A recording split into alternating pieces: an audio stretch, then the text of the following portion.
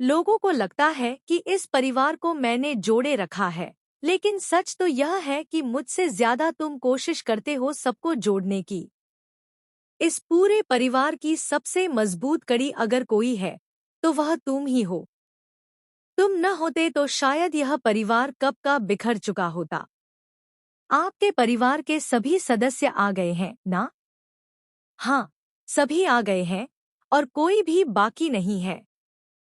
अचानक पीछे से आवाज आती है, अरे, हम भी तो आ सकते हैं। और माहौल पल भर में बदल जाता है। उसी समय किसी के हाथों में एक पुराना फोटो नजर आता है, एक लड़की का फोटो। इस लड़की के बारे में मुझे सब कुछ पता करना है। हर एक सच, हर एक छुपी हुई बात। वह आंखें तरेरते हुए कहता है, जैसे कोई गहरी साजिश उसके मन में पल रही हो। इसी बीच नोज और मिहिर के बीच तनाव बढ़ जाता है। नोज रोती आवाज में कहती है, समझने की कोशिश करो, मैं तुमसे प्यार करती हूँ।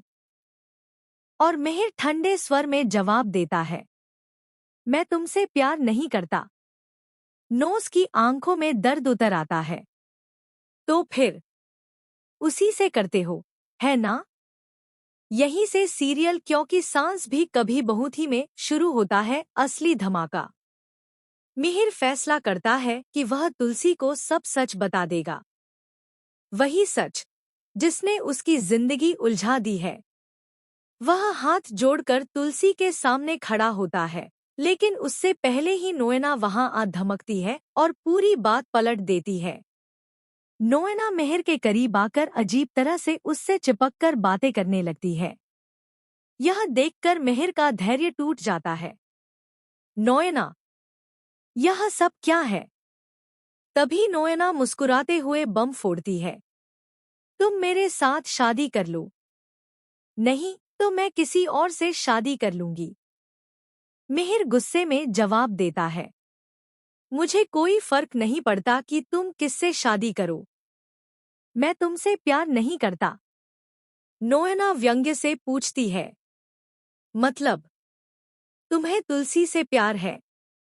इस सवाल पर मिहिर अंदर ही अंदर कांप उठता है, क्योंकि तुलसी ही वह नाम है जिसे वह धोखा दे चुका है, और वही गिल्ट उसकी रातों की नींद उड़ाए हुए है। दूसरी तरफ घर में गायत्री हवन की तैयारी है। पूरा परिवार इकट्ठा है। जब तुलसी नोएना को बुलाने की बात करती है, तो मिहिर फट पड़ता है, मैंने कहा था ना, सिर्फ परिवार वाले। नोएना हमारा परिवार नहीं है। यह सुनकर ऋत्विक एक पल को खुश हो जाता है कि उसके पापा अब नोएना के करीब नहीं है। लेकिन यह खुशी